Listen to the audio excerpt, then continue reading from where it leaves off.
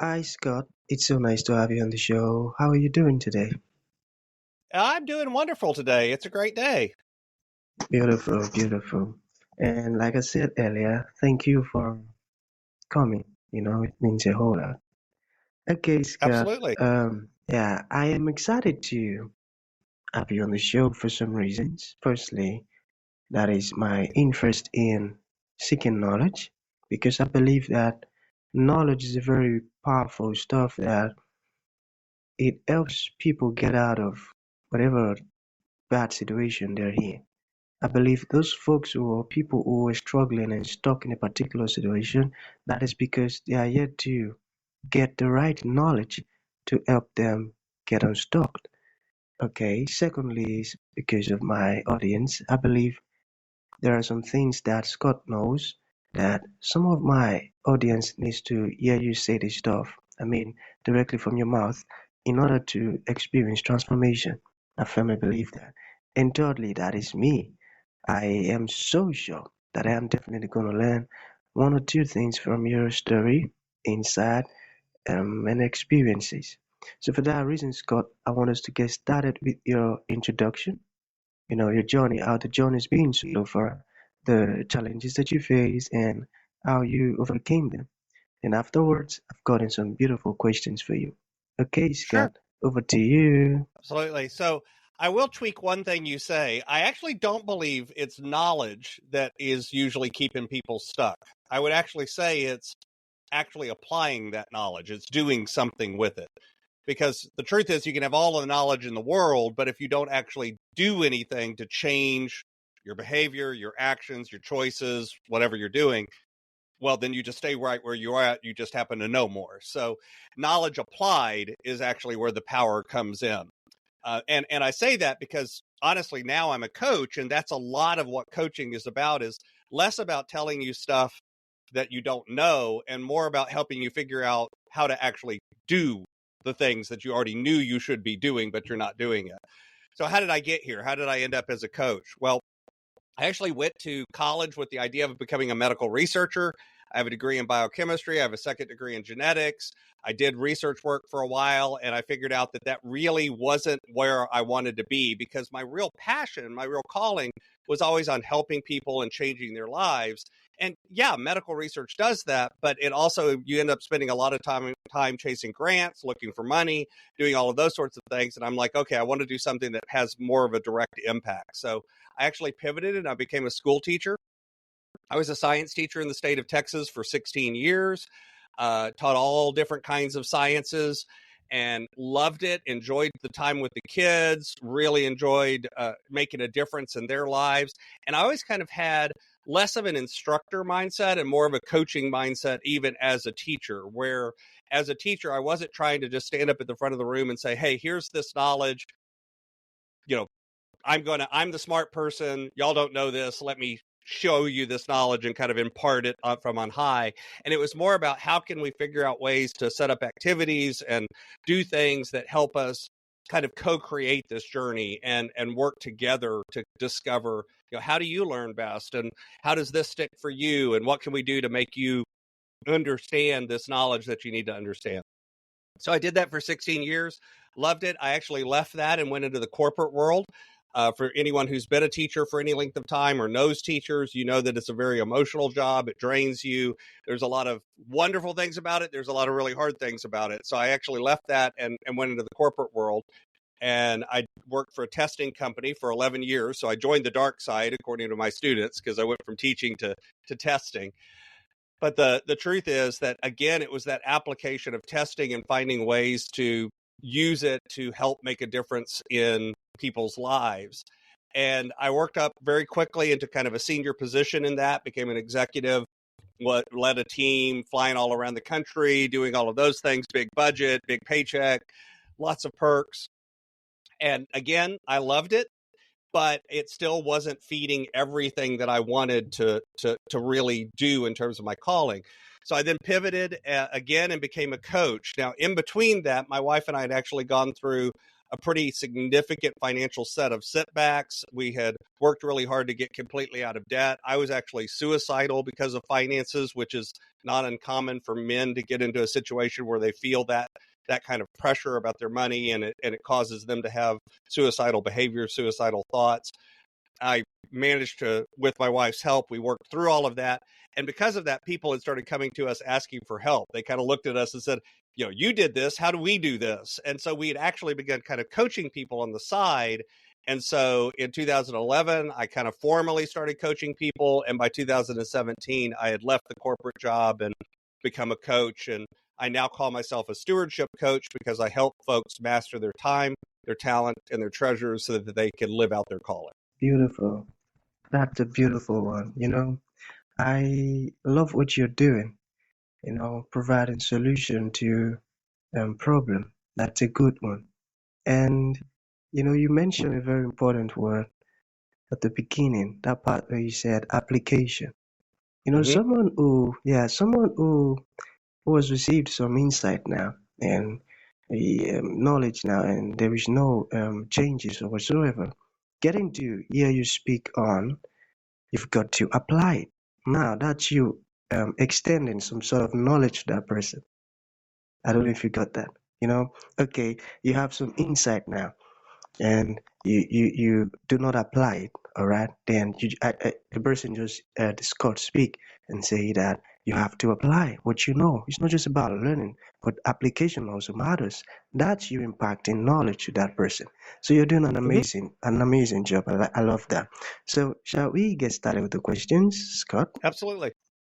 Okay okay okay and if you don't mind, what's the name of your wife? My wife's name is Carrie. It's actually Catherine, but she goes by Carrie. Oh, Carrie Maderer. beautiful, beautiful.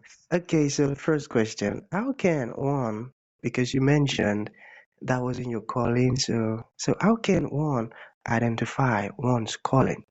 Can you talk to us about that? Sure. So first off, I want to explain that I don't think it's really a destination or a place that you arrive at. It's like, yes, now it has been passed down from on high, and I fully understand it. I think discovering our calling is always a journey. It's always a discovery process. It's always something that we're working on. I've worked with people that are in their 80s, and it's kind of like they're still refining it and fine tuning it and figuring out what it is. So it isn't a thing that you're ever really done with. That being said, a big mistake that I think a lot of people make is they equate calling with what they do for a living, meaning their career, what they get paid to do. Well, that should be my calling. And it may be, but I actually believe that your calling is sort of deeper than that. It's the purpose behind what you're doing. The particular things you're doing that you get paid and other roles that you have, those are just assignments. Those are temporary. So even when I was a teacher, I still was finding ways to do it in ways that was authentic to my desire to kind of help people get unstuck, help people figure out what they needed to do.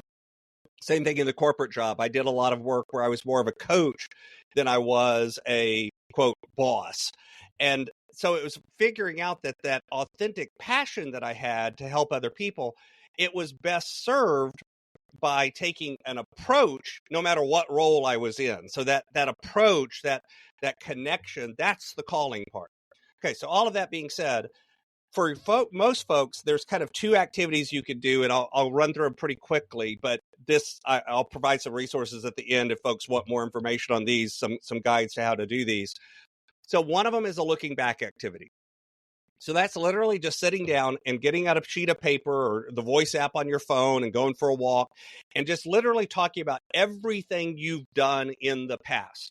I don't just mean jobs. I mean relationships. I mean other activities. I mean volunteer work. I mean everything. Just be as broad as you can, everything that you've done. And as you do that, talk about two parts. Talk about what you loved about that activity and what you didn't like about that activity, and write them down. Start making a list. Here's things I loved. Here's things I didn't love. Here's things I loved. Here's things I didn't love. And spend a couple of days on this. And then what you're going to do is kind of look for patterns. What's the commonalities among things that you loved? What's the commonalities around things that you didn't love? A lot of times I frame it too as what gave you energy versus what took energy away. The things that are giving you energy, the things that you do it and you get done with it, and you're like, I could do 10 more hours of this. This is great, versus the things that it's like, oh, I've got to do that today. Those are the things that you generally don't love. So start looking for those patterns. The second activity is a looking forward activity, and then I'll connect the two. So it's literally just kind of playing theater of the mind. And so I give you a story to kind of help give you a framework. Imagine for a minute that you were flying home from a long trip and you're in the connecting airport. So you're not home yet. You're not where you were at. You're in that connection zone, that zone between. And as you get to the gate, you're about to catch your flight to get on home. Sure enough, those dreaded words come across: flight delayed. Great, you think. I'm going to sit here for a few hours while I'm waiting. So you do what anyone does when they're stuck in an airport for 3 or 4 hours. You go find either a bar or a restaurant that you can sit down and kind of hang out in for a few minutes. And as you're walking into the restaurant, you look over and you happen to see a friend who, and this is 5 years in the future, you haven't seen them for the last 5 years. So this is a friend that you're friends with today, but you haven't seen them for 5 years, and it's now 5 years in the future. And they look at you and they're like, wow, how great it is to see you. I haven't seen you in so long. Let's go grab a table. Turns out they've got a couple of hours. You've got a couple of hours. You grab a table in the corner and you sit down to catch up. And as your friend looks at you, your friend says, man, how has your life been these last 5 years since we last talked? And you say, these have been the best 5 years of my life because. Now, your job is to write what comes after that word because.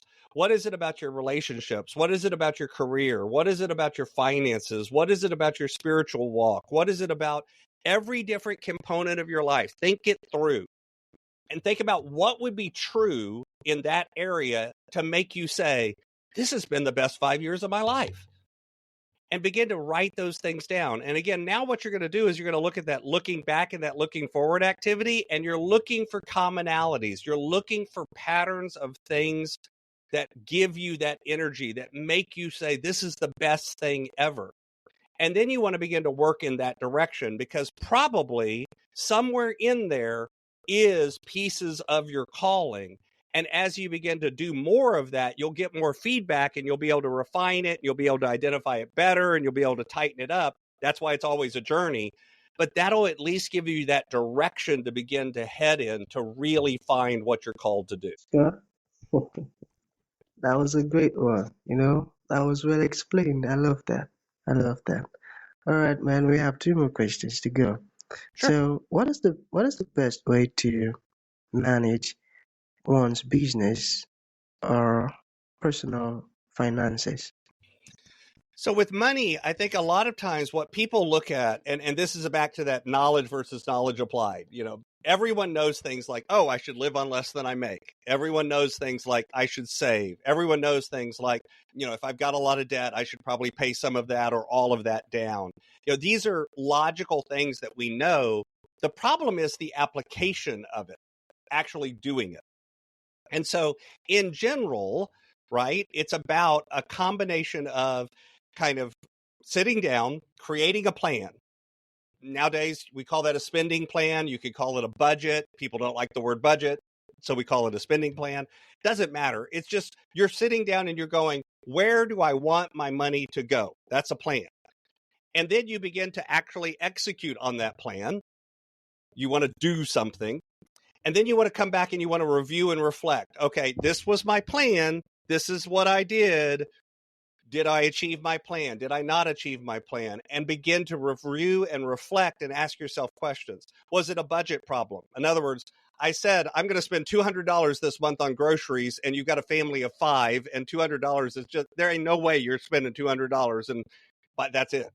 That's just not a possibility. That was a budget problem. You weren't realistic in the number you wrote down. Or is it a behavior problem? You had a reasonable amount of money in the budget and you just did it anyway. And you just spent money that you didn't have, or you did something, wild and extravagant, or you just went overboard. And that's more of a behavior problem. And then every once in a while, it's something that's just kind of a fluke and a one-off and it happens. But generally, 99% of the time, it's either budget, you just didn't estimate the right amount, or it's behavior. Now you begin to refine your plan and you begin to inject ways to manage that behavior when it's behavior. Because here's the truth. At the end of the day, when it comes to handling your money, it's not really about handling your money. It's actually about handling you, because how you handle your money is about how you handle yourself. And this is why, as a coach, there's thousands of different tools that we can inject. A lot of times you'll read books and stuff, and they'll say, here's the 7 ways you can manage your money. The problem is those may or may not work for you, depending on your personality, your mindset, and all of these other things. So a lot of times as a coach, part of what I do is kind of help figure out, okay, for you with your life and what's going on in your world, what's the best tool to inject to help you monitor and change your behavior in a way that's in alignment with what you want to actually achieve. Because see, when you're making a budget, it's more important what you're saying yes to than what you're saying no to. You put the things in the budget first that are the most important things, the things that actually really matter in terms of your priorities, your values, what you're trying to achieve. Whether it's a business, whether it's personal, it doesn't matter. Those yeses go in first. And then at some point, no matter how much you make, you get to a point where you've got to say no. And by the way, I've worked with clients that make $200,000-$300,000 a month. They make over $1 million a year. They still have choices. I've worked with people that make $37,000 a year. They still have choices. No matter what, it's because it's not about income and it's not about outgo. It's about making sure that whatever you have, you're aligning that with your priorities and your values, and you're saying yes to the most important things. And when you do that over time, that's where the actual, quote, managing your money comes in, because you're managing yourself and your own choices. Wow, got that. Beautiful. Okay, Scott. To bring this to an end, it has been a very insightful moment with you, learning some amazing stuff. So, what would you like to leave the audience with, like a final thought? And to those ones who would like to reach out to you, learn more about what Scott does, and how can that be possible? Absolutely. So I did set up a resource page for everyone, and that's over at inspiredstewardship.com/witness. If you go over there, you'll actually find a resource page. I mentioned I'll have a way you can do these activities if you didn't catch it while I was saying it, or you'd like to see it in writing. You can sign up there. You can get those activities to you for free. There's no obligation.